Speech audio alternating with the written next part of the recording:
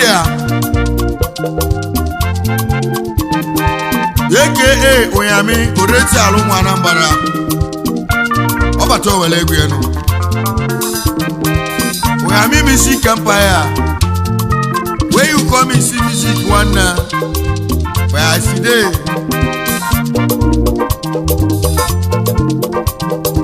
Ụmụ Anambra aka n'ọnụ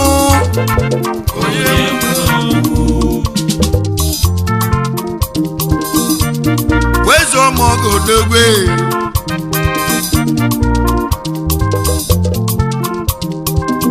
Okechi yalo ya n'ụwa ka mma ihe tinyere onye n'ụwa ka mma ụwa ihe tinyere onye n'ụwa ka mma Okechi yalo ya n'ụwa ka mma ihe tinyere onye n'ụwa ka mma ụwa ihe tinyere onye n'ụwa ka mma ụwa ihe tinyere onye n'ụwa ka mma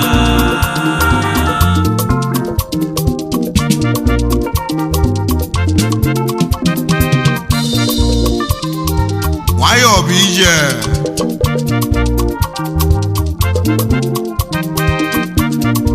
na-enezi oke mụ oke kaka mụ oke bụ oke kaka mụ oke kaka mụ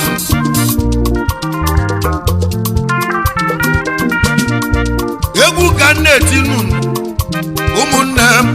ya bụ oke kaka mụ oke kaka mụ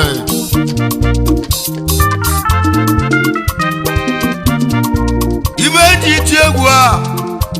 wee sị ya bụ okeke mụ okeke aka m oke chinyelọ ya n'ụwa ka mma ihe chinyelọ ya n'ụwa ka mma ihe eji kwuo ya bụ okwu a ụmụnne m onye ọbụla na okeke nụ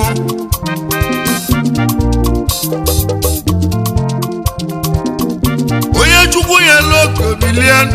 na-ekele chi ya onye ọbụla na-ekele chi ya maka oke nke aka ya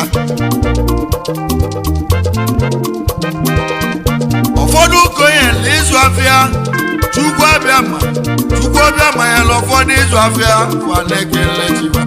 onye na Chukwuma egwu bụ ya mi eze egwu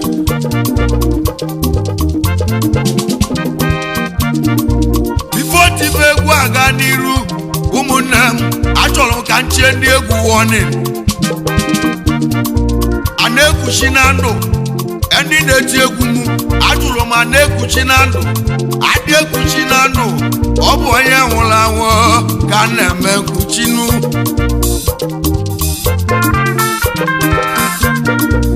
Obinna nwa amame Obinna chie ndị egwu warning kabaje wee kwụsị iti egwu mụ maka okeke mụ ya bụ okeke aka mụ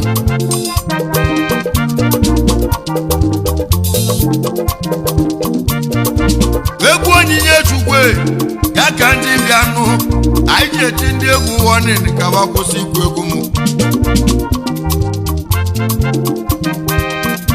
onye ọbụla gbawe nke ya iwe ji kwuo nwa bụ okwu a ọkwụrụ ma na egwu etogo egwu esogo mgbe ndị na nwatakịrị ndị ọgbọ m ka na-etile egwu na-ejegotenu anyị megidere tiela nabara egwu ya ka egwu ji bịa egwu a bụ okeke aka m egwu a na-abụ ụmụ oji egwu a na-abụ ụmụ oji mmadụ ka anyị chọrọ jee kedu ịnọ ya na-ekwunu ya bụ dube mmụ egwu odogwu n'ụmụ oji Chukwu gozie gị ebi gị were oge gị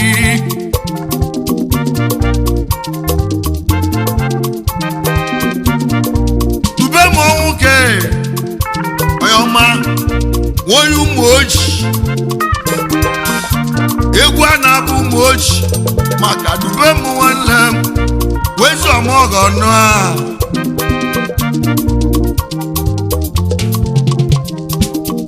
Okechi ya lọ ya n'ụwa ka mmanụ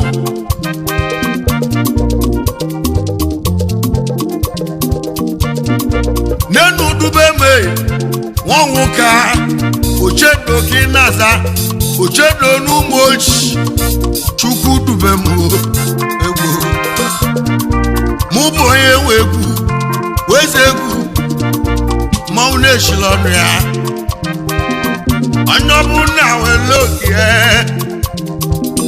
Okechi yalo ya Uwa Aknmma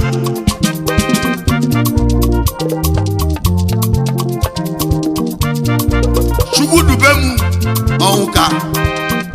Ochedo Umochi Elias Lumko Nigeria Limited Wadian Si Umobia Wabia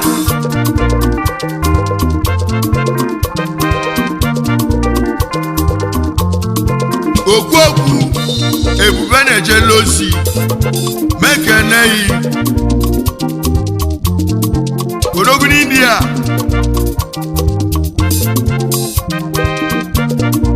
Yeso kakage Oke kakagi India kina lubili Obuta yaki malaya Yaki jatula kage Wonu mochi Egwu Anam mochi Ebe egwu na lujebili Aino nu mochi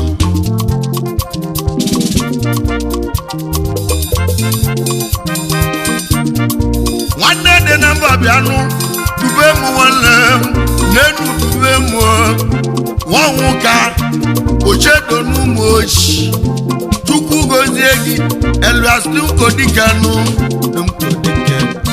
Nigeria Limited Oyama Oyoga Delema Adani wanle Isi Umobia Okwoku Ebubene Jelosi Oyoga Delema Okwoku Ebubene Jelosi Woyu Umochi Asingi woloke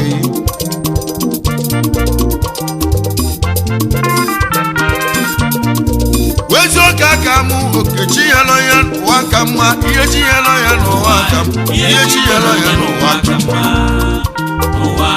Okechi yalo ya Uwa Aknmma Okechi yalo ya Uwa Aknmma Iyechi yalo ya Uwa Aknmma Okechi yalo ya Uwa Aknmma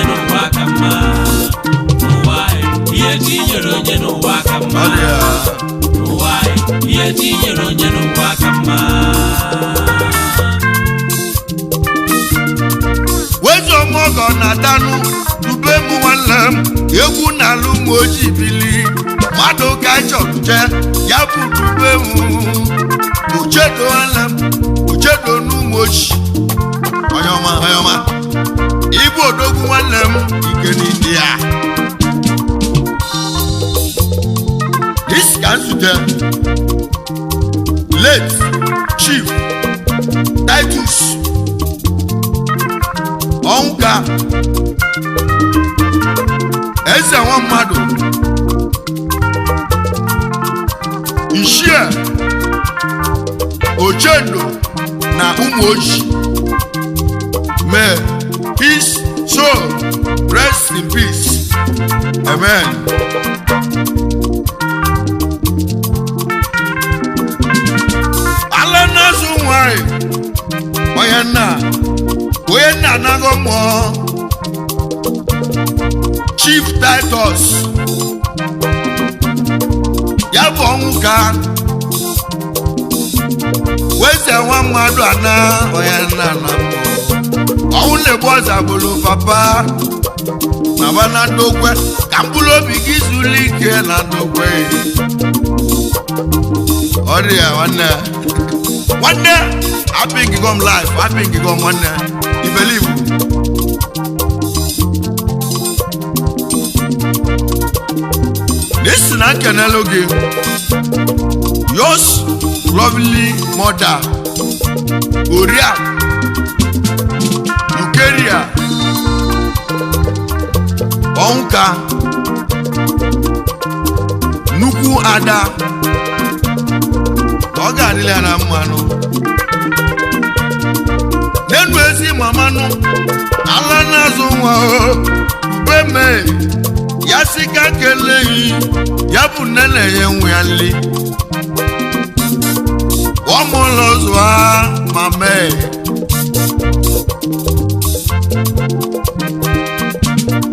wezo keme oke kakam anyobuna loke kakao oke chiyelo ya no akama iye chiyelo ya no akama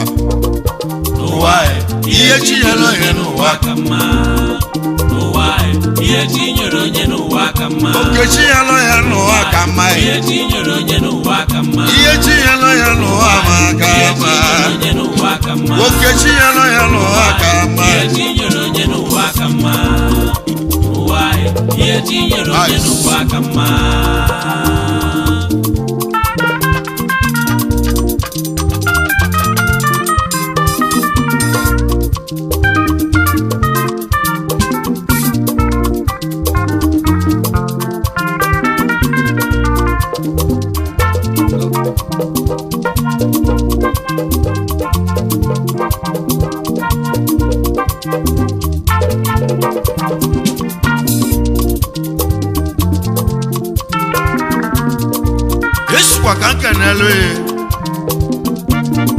Yours lovely senior brother Uzodimwa Onka Onye Kotobulu na Lagos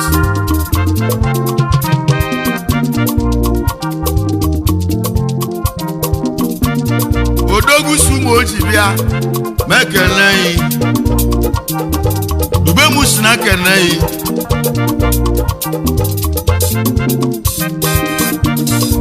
Wezo kekeke Uzodimwa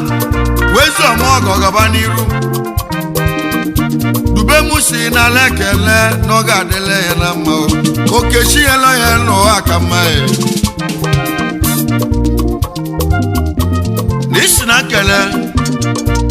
Your twin sister Uria Mrs. Uzomaka Okeke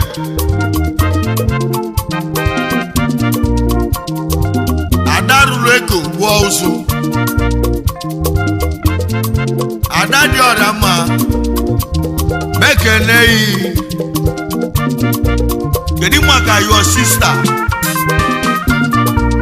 Nkeshi Ofoje Adadi Odama aka Ada Nkoti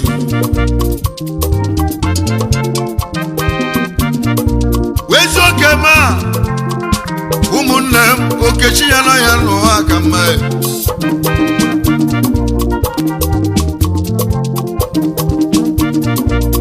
Ishwana kene As sister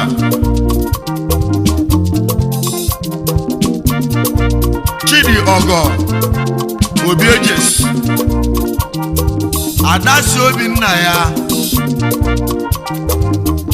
This is not going to Okechi yelo ya no wakama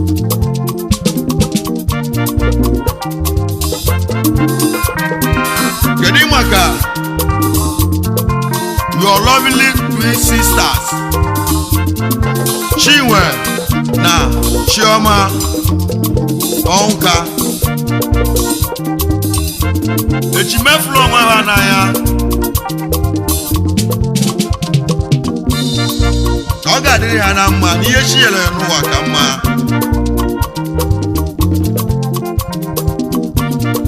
Chukwu dube m Uyami onye ụmụ ochi ike n'obodo oyibo nụ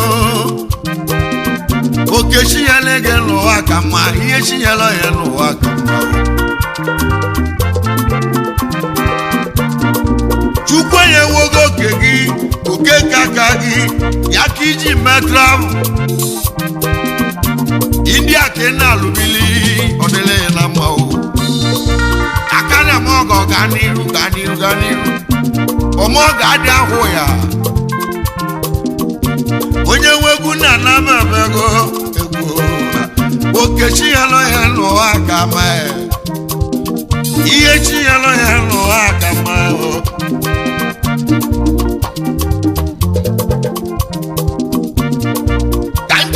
ezo ihe nwanne mmadụ bụ chikele ọya ga-adịle mma o nenu Ikechukwu nwanne m amaka eze dike nụ ọya ga-adịle mma o Ikechukwu amaka eze Chigwadakụ oke mmiri na ụmụ oji Odogwu na Lagos steeti ọya ga-adịle mma Chigwadakụ ọya mee oke mmiri na-ebu ogwe bụla agbata odogwu n'ụmụ oji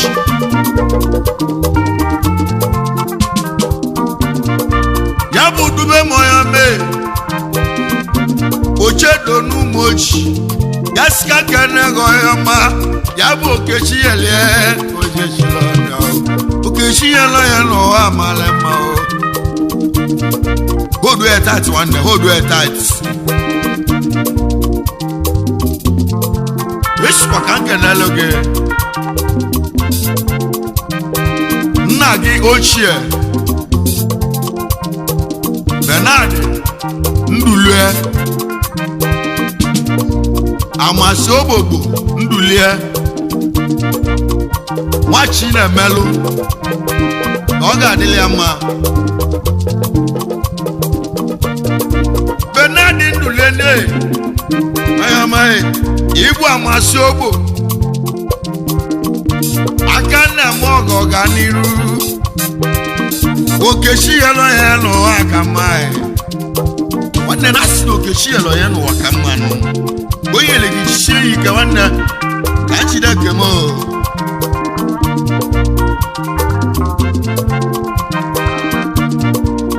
dube m Ochendo n'ụmụ oji n'isikwa ka nkenelu gị ezigbo nna gị ochie Anthony Ndulue Chielugo na ụmụ oji Port Harcourt base ọ ga-adịrị ya na mma n'enu ezi ọ ga-aga anya mma Anthony Ndulue ọ ga-adịrị mma Ibu chi onye ụmụ oji Port Harcourt base anya ma ọ ga-adịrị mma ya bụ dube m si m kele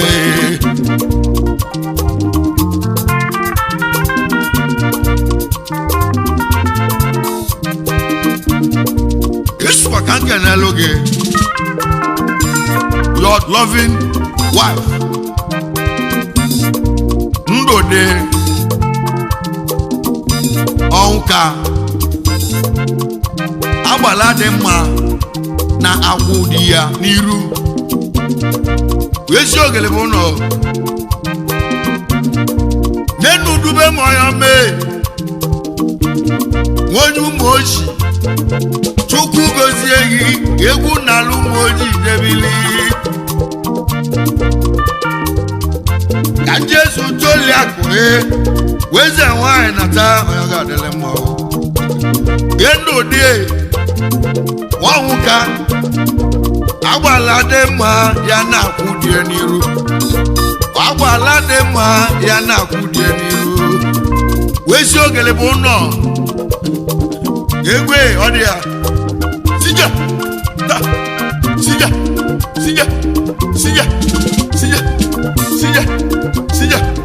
ice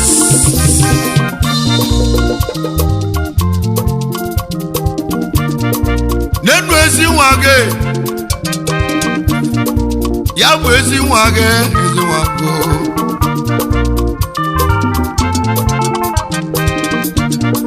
ya bụ uche agozienu nwanwụka afụnwelote na dalụ ya bụ ezi nwa gị Okechi yelo ya n'ụwa ka mma ihe chi yelo ya n'ụwa ka mma Okechi yelo ya n'ụwa ka mma ihe chi yelo ya n'ụwa ka mma ihe chi nyere onye n'ụwa ka mma ihe chi nyere onye n'ụwa ka mma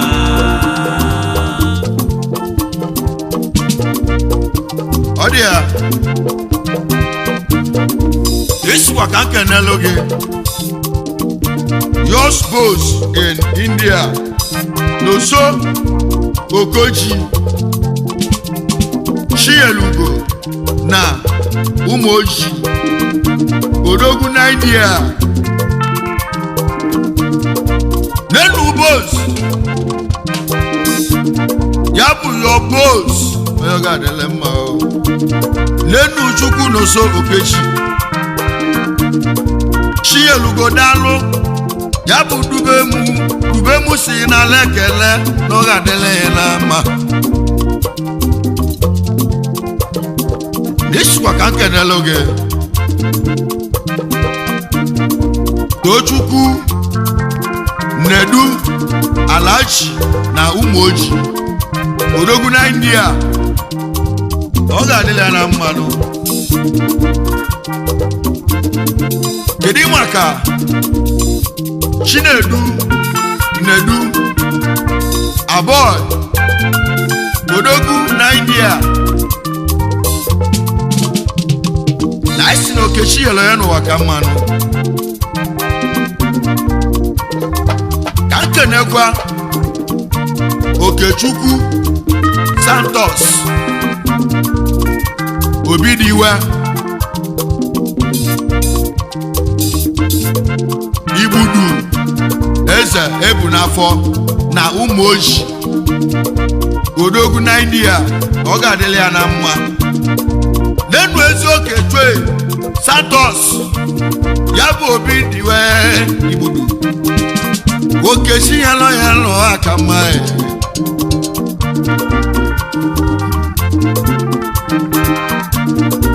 Ishwa kankeneloge. Izu Ndo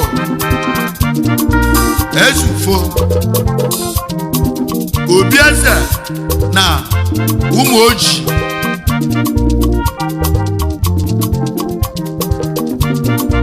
Nenu dubeme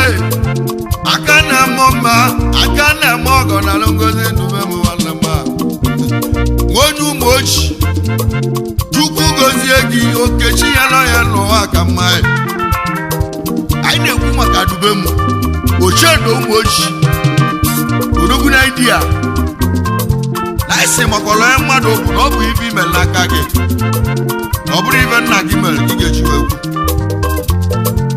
Obi for emel can tell o. Wezo mogo ga n'iru e. Aka na-eme ọgọ gaba n'iru ka ọ dịla ya na mma. Mgbe mgbe isi na nkeneloge. Police Belong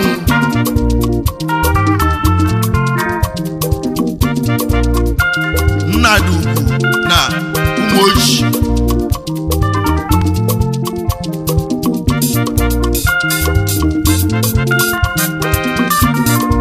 Felice Oyomame Felice Belong Oyoga dele mma. Nnadugu dalo Wonu Umoji Ubemu si na lekele. Oyoga dele mma. Kedu maka Ifeanyi Chukwu Obi Ezaga na Umoji India best.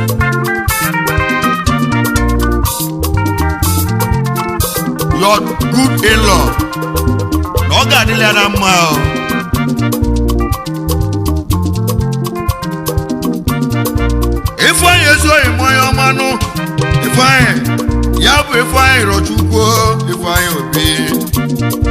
ya bụ Ezaga. Ubemu si na lekene. Okechi yalo ya n'ụwa ka mma.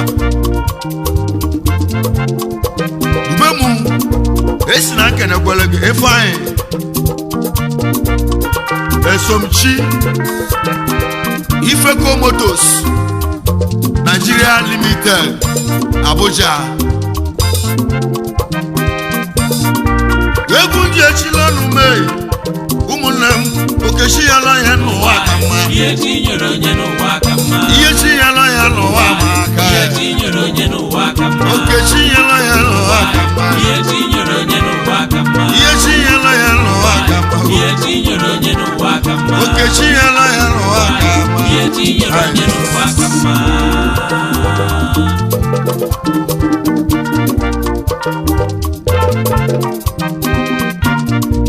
Obi King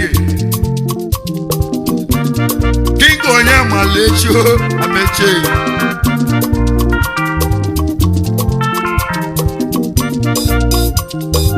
Obi King amechi Uwa Amachie Uwa George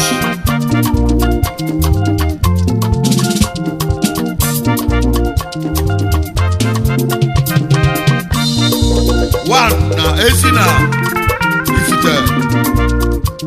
Agwata India best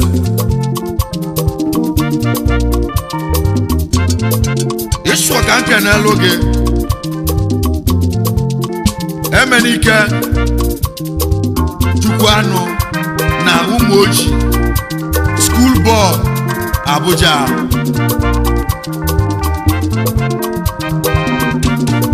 Nenu ezi oke mee Oke kaka m oke chinyelo ya n'ụwa aka mee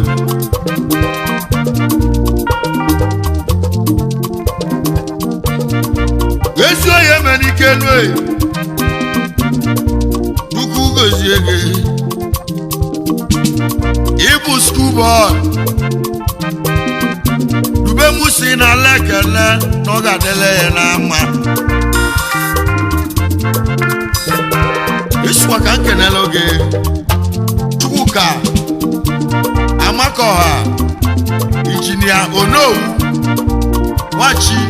na Emelu na Umoji Oga adịrị ala mmanụ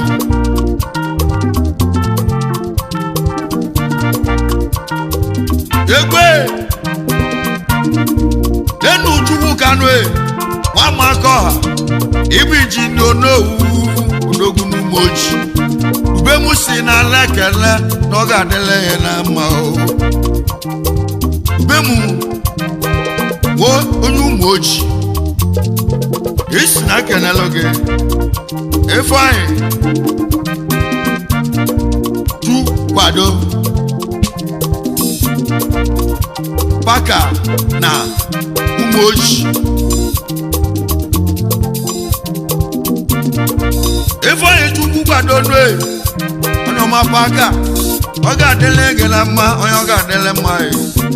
Be mu si na lekene N'oke chinyelo ya n'ụwa aka mma Kidi maka Madoka Ọnwa Zọba Injinia Danledi na Umoji Ọka branch Ọ ga-adịle ya na mma Nenu mmadụ ka onye ọmanụ Okechi ya nọ ya n'ụwa aka mma Ihe chi ya nọ ya n'ụwa aka mma Ọnwa Zọba Ugbe mụ Esi aka nkenekwalụ gị Yours in-law Anthony Ofoje Koti Nwa Umoji Odogwu na Abidjan Ọ ga-adịle ya na mmanụ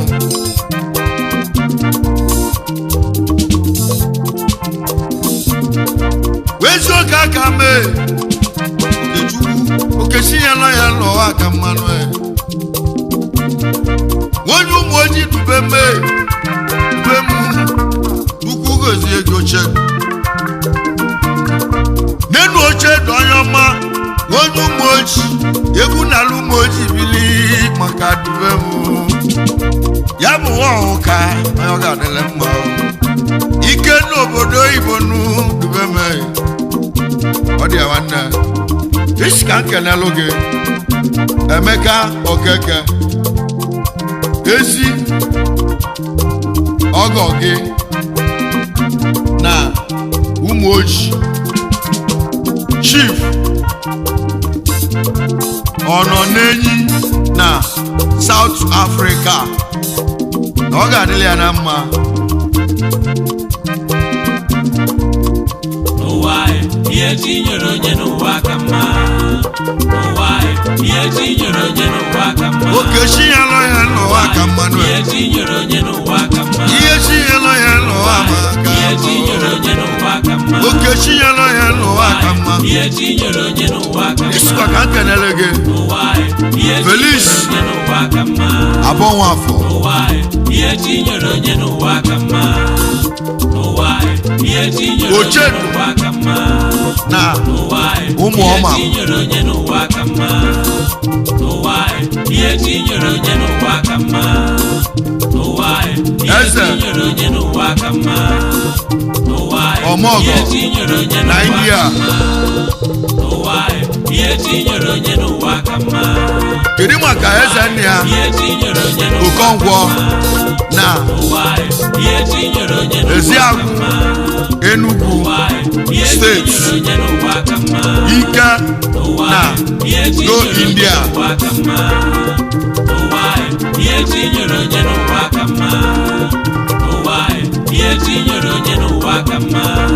Iswa ka nkenelu gị nke mụ akọrọ mụ Obiejes Soja Man ezi ọgọ gị na ụmụ ojii oke nwa na Owerri kedu maka Anthony Okoli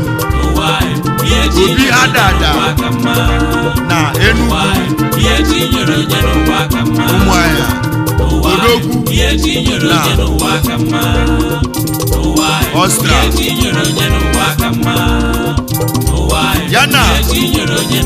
Chunoso na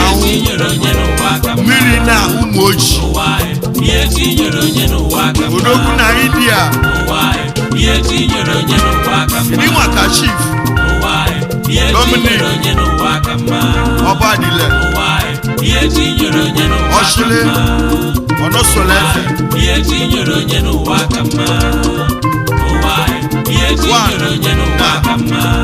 ụmụ ewelu Anam Odogwu na India mekele yi isikwa ka nkenele yi ọnụ ngene echi one of ụmụ ewelu mụ Anam Odogwu na India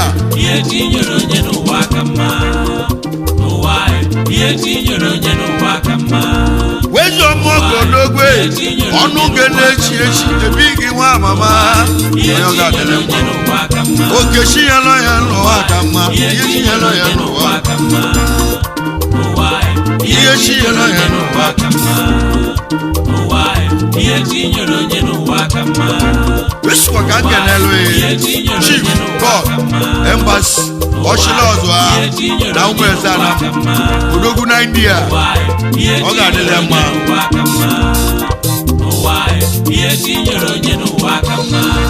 aka na-eme ọgọ ga n'ihe bọọlụ nwanne m bọọlụ Embassy ịbụ ọchịla ọzọ ha dube m si n'ala ekele n'okechi ya lọ ya n'ụwa aka mma ihe chi ya lọ ya n'ụwa aka mma